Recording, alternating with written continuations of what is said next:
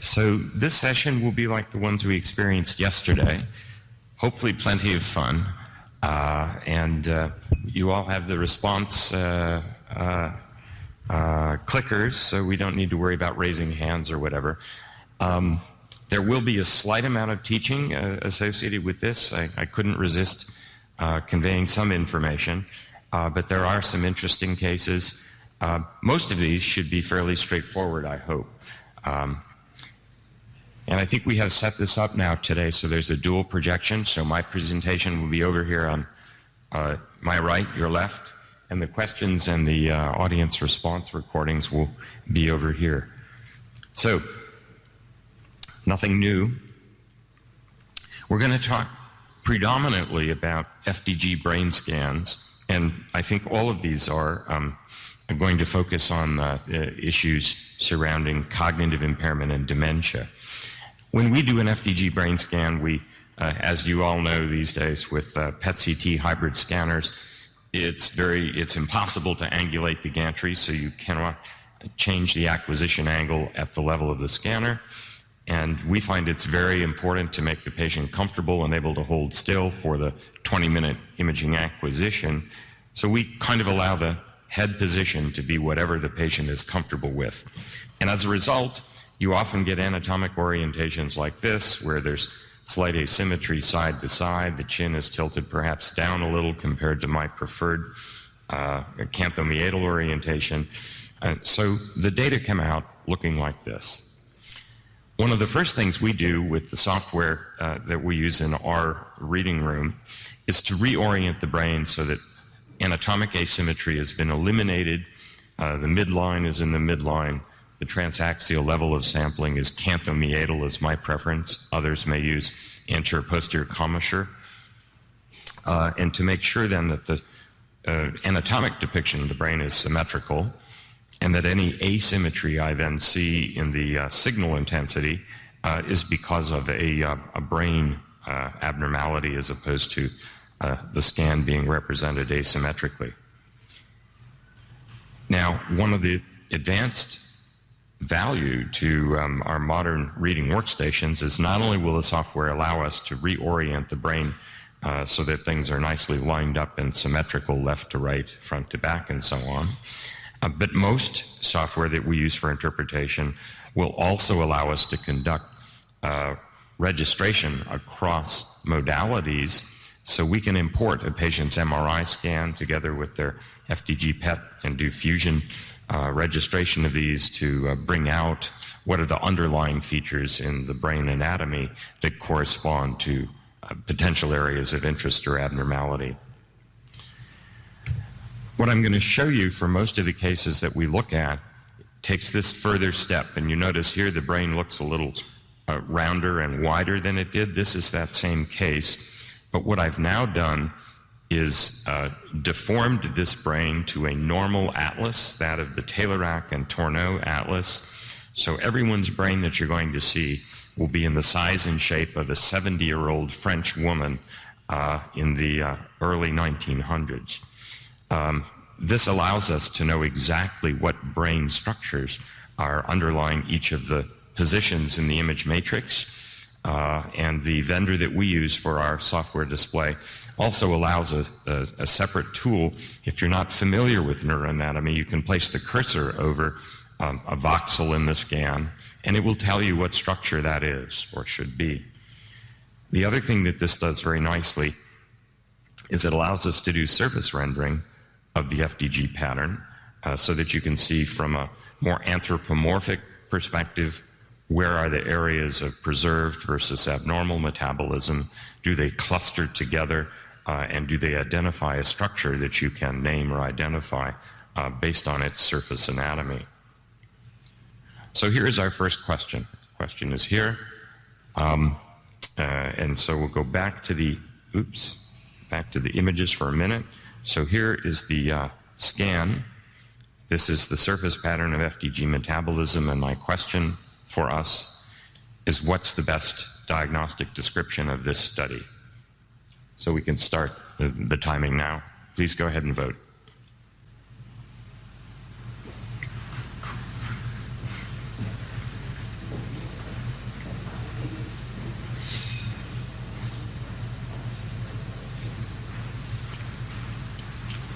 Excellent. So I agree with you. My answer is this is a cognitively normal individual as well. The other patterns, A, C, and D, would have been associated with an abnormality of the metabolic appearance. And quite honestly, all three, A, C, and D, would have been associated with a pattern that would be similar one to another and would look probably like typical of Alzheimer's disease. Now, for some of us, that was a difficult decision to make, either because we don't see FDG brain scans in our clinical practice, or because we had some uncertainty about whether there were areas of the scan that were actually abnormal or whether they fell within the range of normal, neurologically normal volunteers. So there's some more advanced image processing tools that can help us to make this distinction, and we'll apply those throughout the remainder of the session. What I've already showed you is an anatomic realignment of the brain so that the size, shape, and location of voxels are all predictable. What I haven't yet shown you, but will now, is the use of a database of normal scans to make a statistical decision about whether each voxel in the patient's brain is within the expected range of normal findings or not.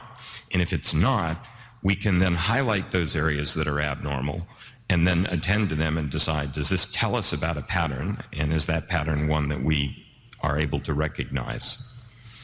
And then the volume and surface renderings, I think, are a nice way of bringing that together in an easy-to-interpret fashion.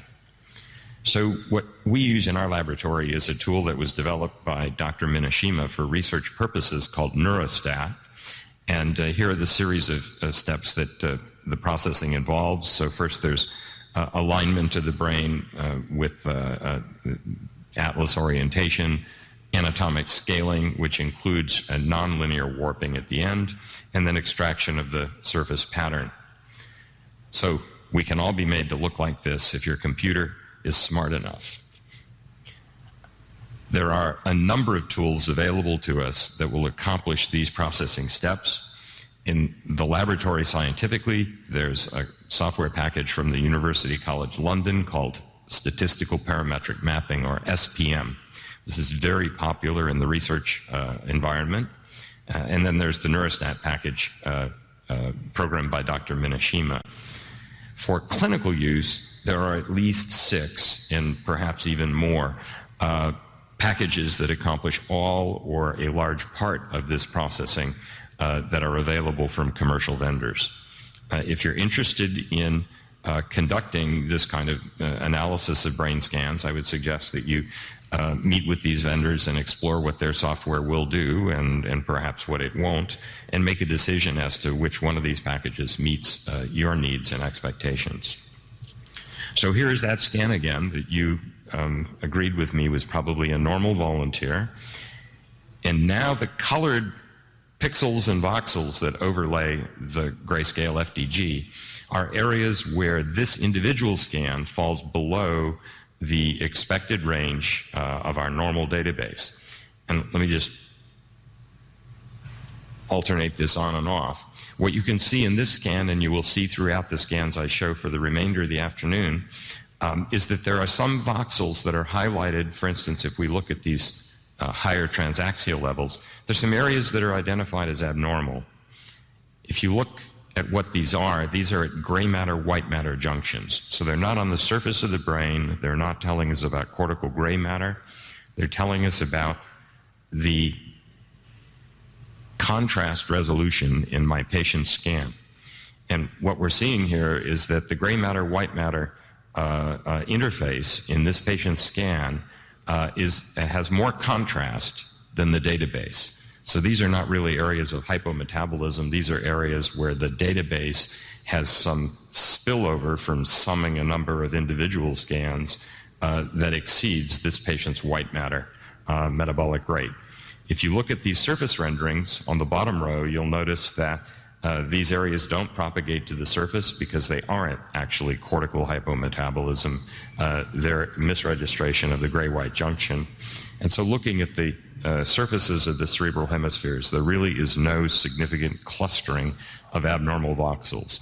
Those that we see correspond largely to sulcal gyral anatomy. Okay. So here's the next scan. This is the FDG after it's been scaled and normalized anatomically. And here are the surface rendering of the appearance. And here's where the statistical software says we should be paying attention to reduced metabolic activity in this patient. So the next question, what is our best diagnosis for this patient who has cognitive decline? We can start the vote now.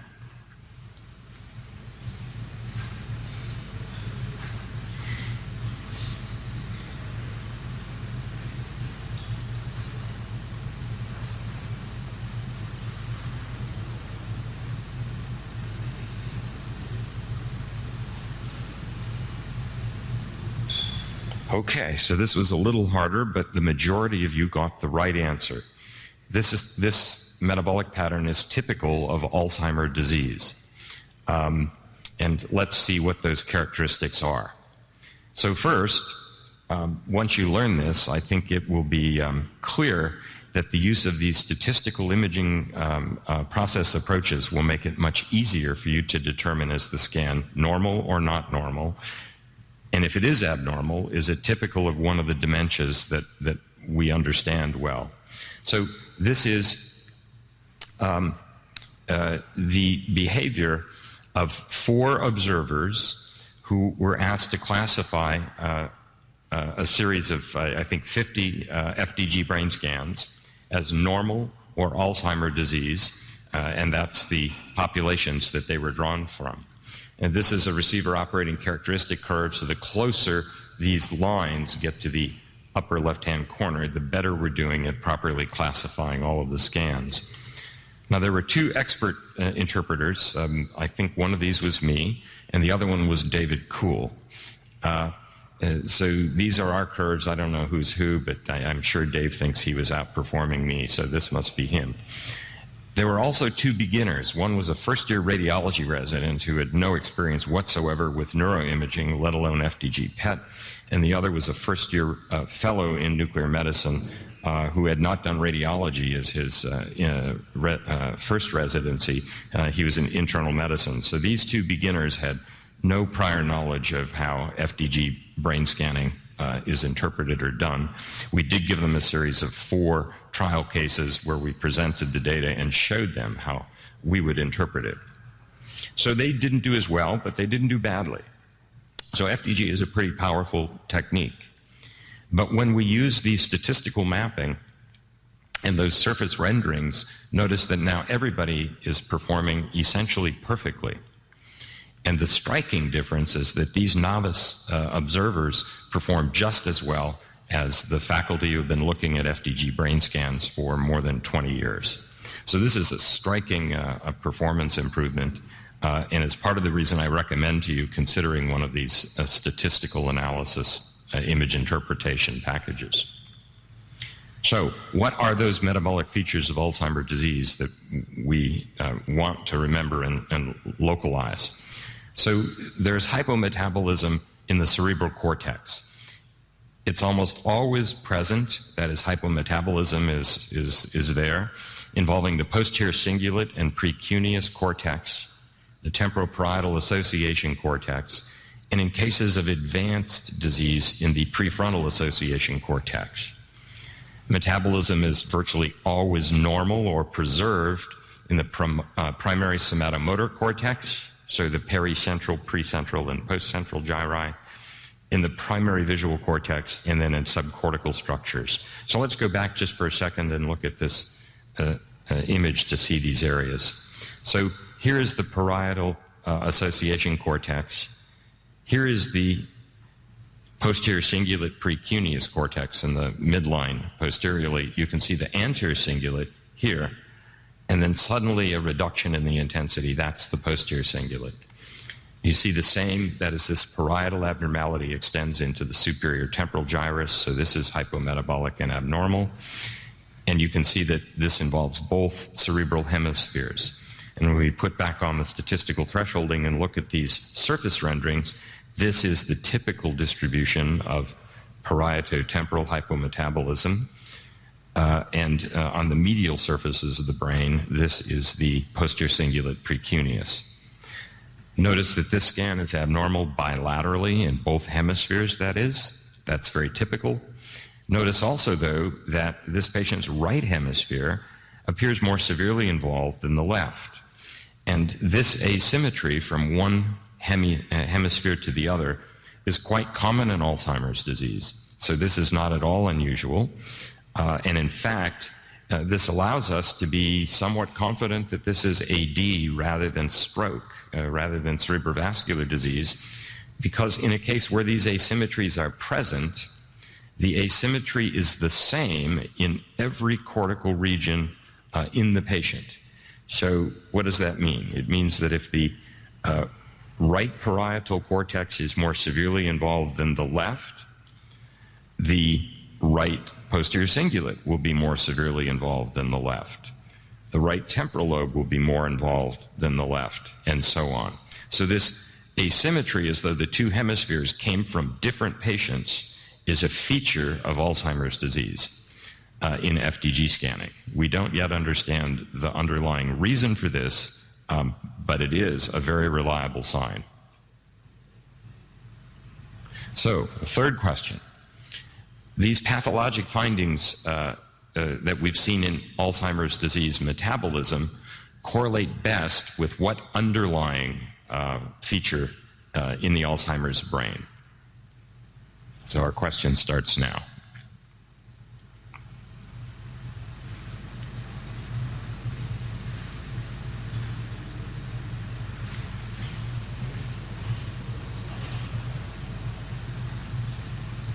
Okay. So this was a tricky one. Very good. The actual answer is reduced synapses. So you know in Alzheimer's disease, all Alzheimer patients will have beta amyloid plaques. So that draws our attention as must be the right answer. Whereas synuclein, you know, is the deposit seen in Parkinson's disease and dementia with Lewy bodies. And cerebral atrophy in a properly done FDG PET scan has minor contribution to what we see in the metabolic signal.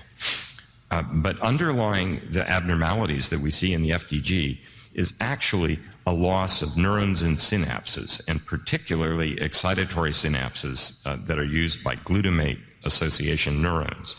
The beta amyloid, as came up with a question at the end of the session yesterday, is distributed in a different pattern than we see with the FDG reduction. So for instance, beta amyloid is reduced predominantly or most conspicuously, sorry, not reduced, beta amyloid is deposited most conspicuously, for instance, in the frontal lobes, whereas in this case, the metabolic abnormality is maximal in the posterior parietal and temporal cortex. Amyloid deposition is present there, but not to the same extent as we would expect it in the frontal lobes. So what we're seeing in FDG is actually losses of neurons and synapses, as opposed to the amyloid, which can be there for as many as 10 years before patients become symptomatic. All right, here's our next case. So this is an FDG PET scan done in another individual who comes to the clinic with memory complaints. Here is the statistical mapping in this individual. So let's take a vote. What do you think is the best diagnosis for this patient? Sorry. We better have a really good statistical play with this.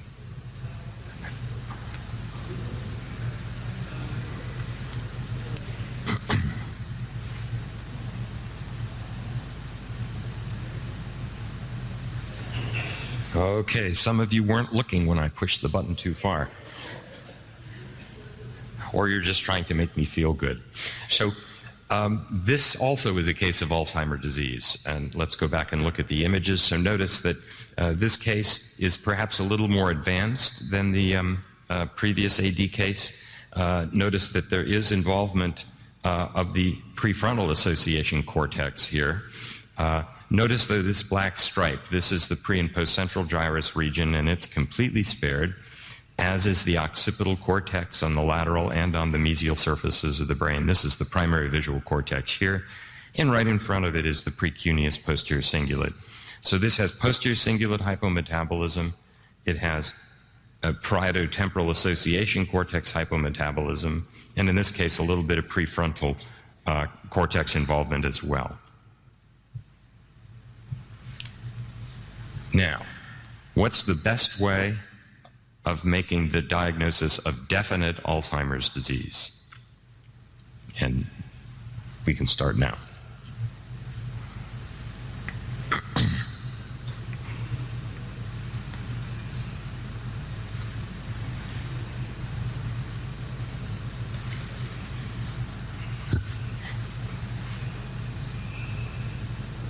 Aha, you have been paying attention. That's exactly right. So as we talked yesterday, the diagnosis is in the realm of the neuropathologist. They're the only ones you know with certainty, and if you know any neuropathologist, they'll tell you they know. So these other features, clinical assessment, lumbar puncture, genotyping, what have you, these can be suggestive, but they're not considered the gold standard for diagnosis. Unfortunately, the FDG PET scan is also occasionally fallible, so this is not the accepted diagnosis. Following patients over time can improve our clinical confidence that we know the diagnosis, but we can still be wrong 10 to 20% of the time, even in a dementia specialty clinic, compared to what the pathologist tells us we've missed. All right, here's another scan. This is a strikingly abnormal one. This would be a moderately demented patient. And here's the statistical mapping of where they are abnormal. And the question now is, of course, what's your diagnosis in this case?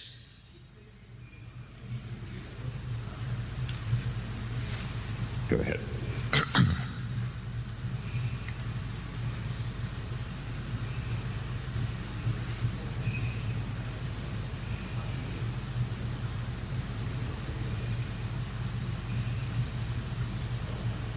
Good. So this was a difficult one, but the majority of you got the right answer. It's dementia with Lewy bodies. And how do we know this? Well, if we look back here at where the abnormalities are present, let's look at the surface renderings. It's quite clear that there's hypometabolism in the parietal and temporal association cortices, much worse in the right than the left hemisphere.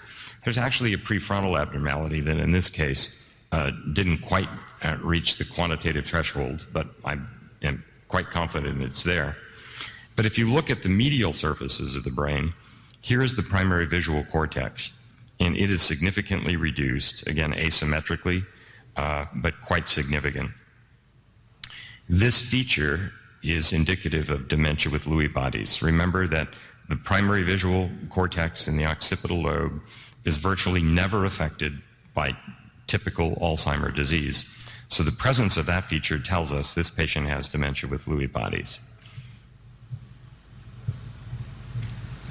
Now, the diagnostic sensitivity for this condition would be best improved by performing what test? Your time starts now.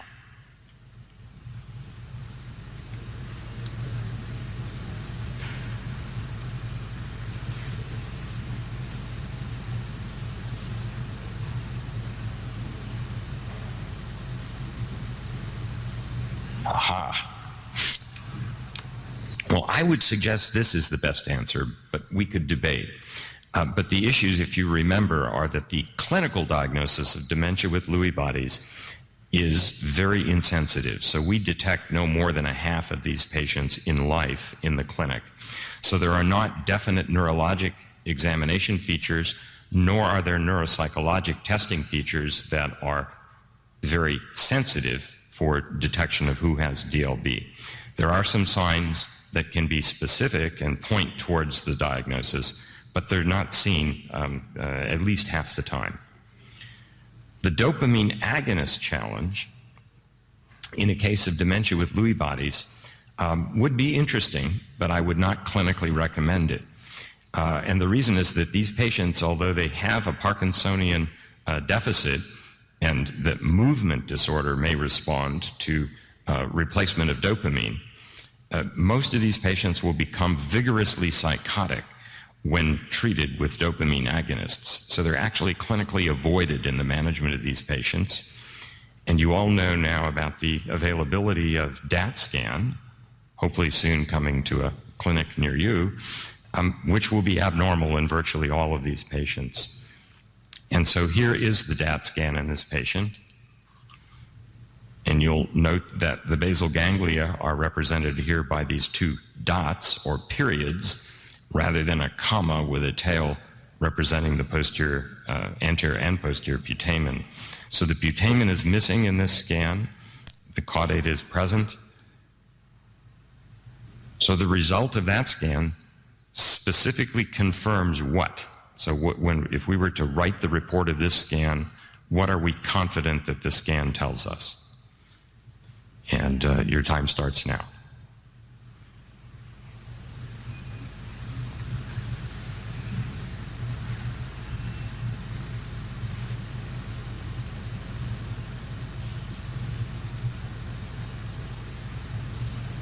Aha.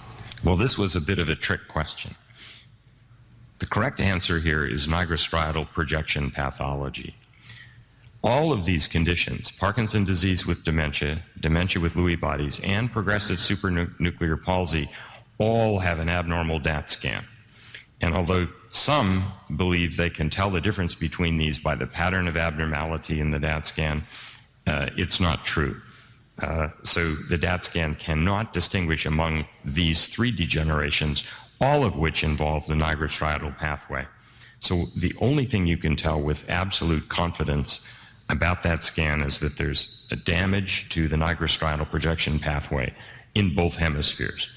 Now, if the patient is clinically presenting with a dementia rather than a rigid movement disorder, then you know it's one of these two. And quite honestly, the distinction between Parkinson's disease with dementia and dementia with Lewy bodies is a little artificial. The differential diagnosis here depends upon whether the dementia came first, in which case we call it dementia with Lewy bodies, or whether the Parkinson's features came first, in which case we call it Parkinson's disease with dementia. Okay, next case. So here's the FDG brain scan. And here's the statistical rendering of where this brain is abnormal. What is your diagnosis for this case?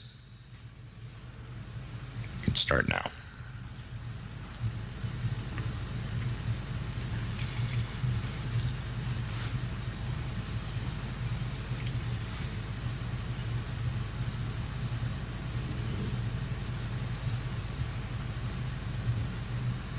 Wow, excellent.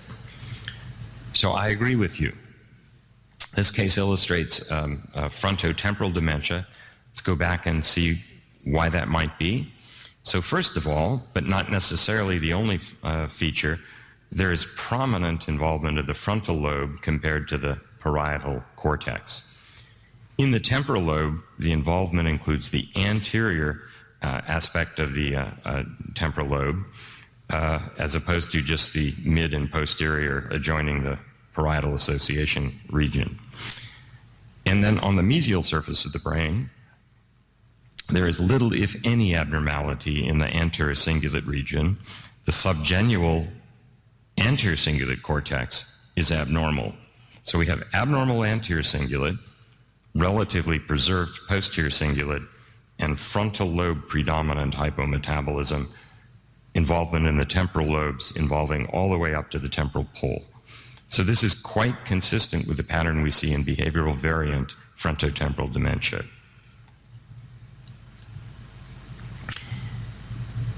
This is the amyloid scan in this patient. So here's the, in this case, 18F AV45 pattern. Here's the MRI, here's the fusion. Note particularly this coronal section through the cerebellar hemispheres and the posterior aspect of the parietal association cortices.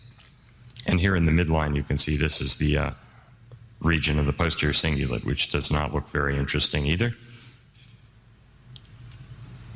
And so combining the FDG with that amyloid scan, what is your best prediction about this patient's pathologic diagnosis?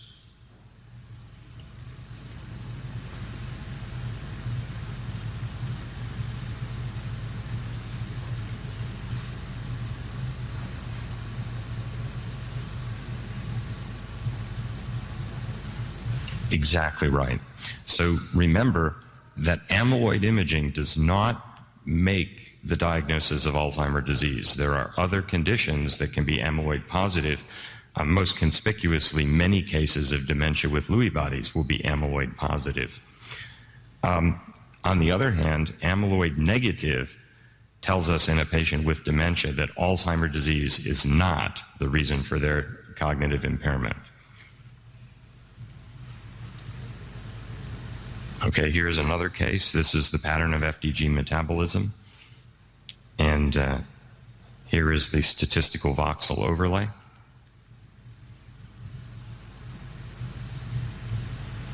What's your best diagnosis here? You can go ahead.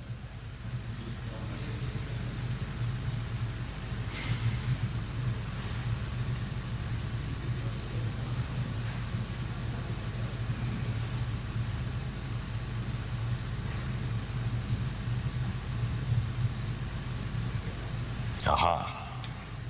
Well, if I tell you that the patient is actually cognitively affected, I would choose FTD. And if we go back and look at the pictures, you can see that at least in the left cerebral hemisphere, there's a striking confluence of abnormal voxels in the frontal lobe. There's relative absence of abnormality in the posterior cingulate on that side. There is abnormality in the anterior cingulate cortex. So I would say this is not as severe as the case that we just saw, but this looks to me like FTD. Now we go on and do an amyloid scan in that same individual, and these are the results.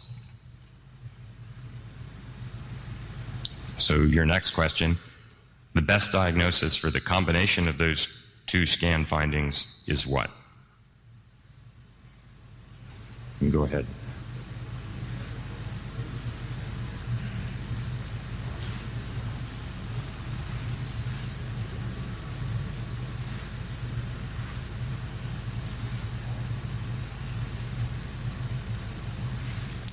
Exactly right. You guys are good.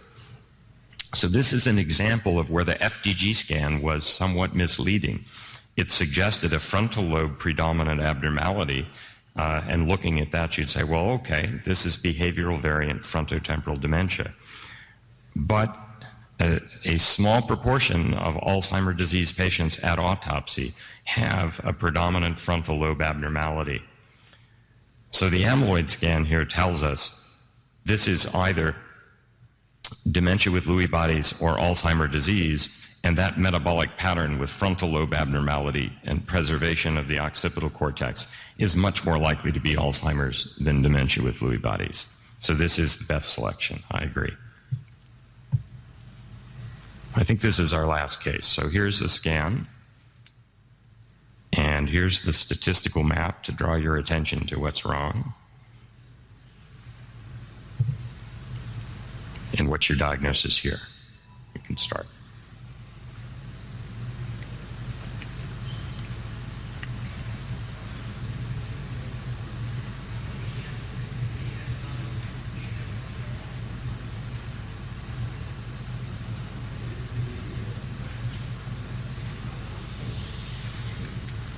Okay, so you guys are on the right track. This is actually a scan that's representative of PPA, primary progressive aphasia. It's a form of frontotemporal dementia, but where a language impairment is the most conspicuous feature, and patients can actually deteriorate for a number of years with the only functionality being involved? Is there production and or understanding of language? As opposed to behavioral variant FTD, which is the type that involves more the frontal lobe, prefrontal cortex, and is a dysexecutive, behaviorally inappropriate syndrome. So we all agree it's not typical of these latter two. Let me share with you, this is a really nice summary article that was published in the Journal of Nuclear Medicine just recently in 2012. It covers the evidence basis for the use of FDG in evaluating patients with cognitive impairment and dementia, and has this very nice figure that you can rely on to remember what are the patterns you want to come to recognize in FDG scans of patients with dementia. So it shows the areas that are hypometabolic, now colored in bright orange and yellow, in typical Alzheimer's disease, dementia with Lewy bodies with the additional involvement of the occipital cortex, frontotemporal dementia of the behavioral variant frontal type, and what we just saw, FTD of the temporal type, which is usually primary progressive aphasia. So I call your attention to this article, which is available online. With regards to interpretation of dopamine imaging, similar continuing education review article from Dr. Tatch was published 2 years ago in the Journal of Nuclear Medicine and covers, I think, everything that you would need to know to begin to interpret these images. And finally, for those of you who are interested in pursuing advanced understanding of the amyloid imaging and how it works, I refer you to this review from Chris Rowe and Victor Villarmanga, again from the Journal of Nuclear Medicine, this in 2011. So I think if you have an opportunity to review these 3 review articles, you'll be in a very good position to understand all you need to know about the molecular imaging of cognitive impairment. And with that, we'll conclude. Thank you.